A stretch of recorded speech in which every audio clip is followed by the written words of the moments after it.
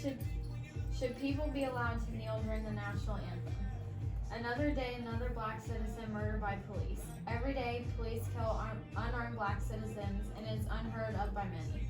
The cases that are heard are a part of the many cases that prove racial injustice. Many officers kill unarmed black citizens and do not get charged, even when it is clearly shown on camera.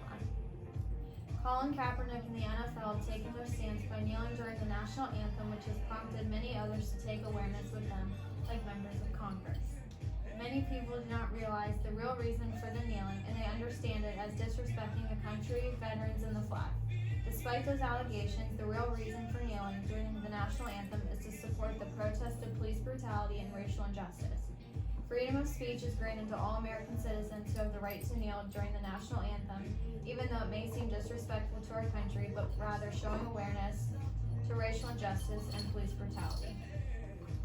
Many NFL players are exercising their right to freedom of speech by kneeling to protest racial injustice and police brutality. According to Jim Harbaugh, the University of Michigan's head coach, at times in our nation's history, we've all been too quick to judge and oppose our fellow Americans for exercising their First Amendment right to address things that they believe unjust. He also spoke on Colin Kaepernick about the NFL protests, and he has started. They are already affecting the country. I also applaud Colin for the courage he has demonstrated in exercising his guaranteed right of free speech is now part of our American story. The reasons for kneeling are many times unclarified, especially with the widespread media coverage. The amount of fake news can make others believe it is for a different reason. Americans join a bandwagon and believe everything they are told. Once this happens, people do not question what they are told, and this is how they form their own opinions. According to the article, Athletes Who Protest Are Patriots, at a time when bigotry seems to be on the rise and commitment to racial equality on the decline, I have an obligation as a citizen to support those brave athletes who are working to bring change to our country. All of us do. Many Americans have used the refusal to sing or face the flag as another way to peacefully protest the perceived failures of the United States government. Freedom of speech has given Americans the basic right to speak on anything they do not agree with and try to make a change. With Americans speaking out, it causes the country and the government to take a look at the nation and see if they can make any changes. Also in the previous article, Gundy stated this country was founded by protesters and bettered by abolitionists and the women's suffrage, civil rights, and gay rights movements. To be sure, each of these made people feel uncomfortable along the way, but those were the people who need to feel uncomfortable.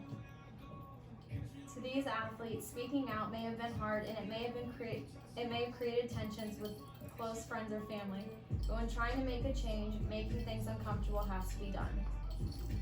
Gundy also stated, these athletes are risking future contracts and endorsement opportunities to speak out on issues of racial injustice because they feel duty-bound to do so. The NFL and many other protests were simply practicing the right to freedom of speech. Many have supported their stance, and it has been clear about many who have not.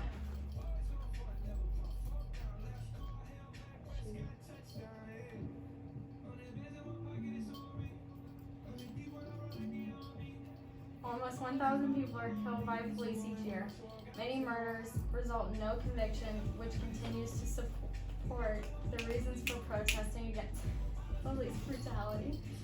Kareem Abdul-Jabbar stated, "We will hear the same calls for more oversight, the same protests that civilians are interfering in matters they couldn't understand.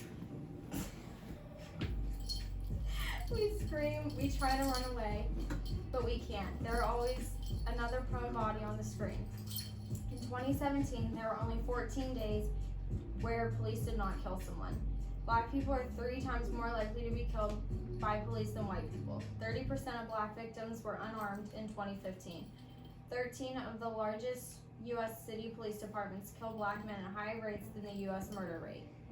Fewer than 1 in 3 black people killed by police in America in 2014 were suspected of a violent crime and allegedly armed. 99% of cases in 2015 have not resulted in any officers involved being convicted of a crime.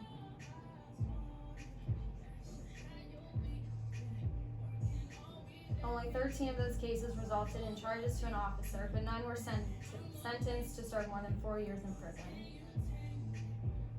Many members of Congress and current and former veterans are choosing to participate in kneeling for the national anthem. John McCain was a prisoner of war and supports the athletes that are peacefully protesting their concerns. According to Newsweek, McCain joins a chorus of military veterans who are defending players' right to peacefully protest, including a 97-year-old World War II vet who even took a knee himself to argue that his service in defeating fascism is redeemed by the players' peaceful protests. Bernie Sanders, a well-known politician, spoke in an interview with CNN about the NFL players and the protests that were taking on by taking a knee for the national anthem. Also, a Democratic member of the Congressional Black Caucus knelt to show solidarity to the NFL players who have taken a knee. She is also an advocate towards the end of racism and shows support to kneeling for the reason of police brutality. These Americans stand with kneeling and they support the protest of police brutality. This is a way to peacefully protest a very big problem in the United States, but some people still believe kneeling shows disrespect to troops and country. On February 26, 2012, Trayvon Martin, a 17-year-old black man, was murdered because of a suspicious person report in his neighborhood. George Zimmerman, a neighborhood watchman, shot him and claimed self-defense. He received bail multiple times. Eventually, on July 13, 2013, the jury found him not guilty, and the U.S. Justice Department announces that no civil rights charges will be brought against him. This was the start of the national outcry of the Black Lives Matter movement. This is a quote by Barack Obama. Trayvon Martin could have been me 35 years ago. And when you think about why, in the African American community at least, there's a lot of pain around what happened here. I think it's important to recognize that the African American community is looking at this issue through a set of experiences and a history that doesn't go away. I think the African American community is also not naive in understanding that. Statistically, somebody like Trayvon Martin was more likely to be shot by a peer than he was by someone else. So folks, understand the challenges that exist for African American boys, and that all contributes, I think, to a sense that if a white male team was involved in the same kind of scenario, that from top to bottom, both the outcome and the aftermath might have been different.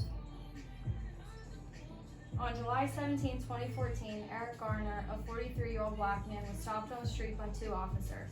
Because he was seen in a group that had caused chronic problems before, the conversation escalated for Officer Pantaleo, and he eventually had Mr. Garner in a chokehold, then face down on the ground handcuffed.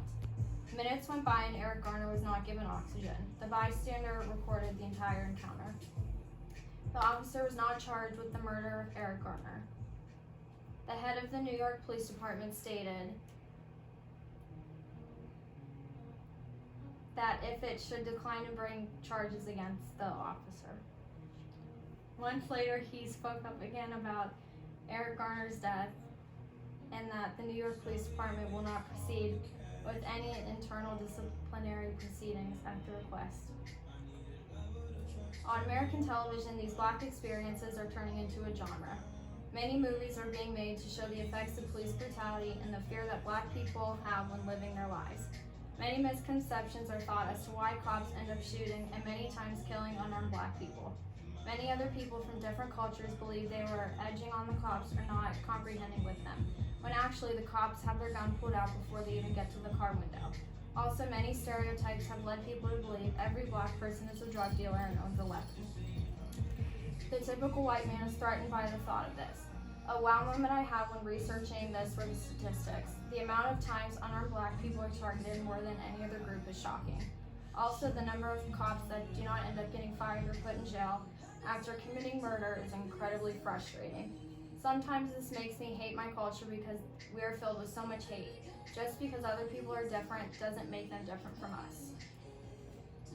Kneeling during the national anthem has caused a national outcry to bring attention to police brutality and social injustice towards African Americans.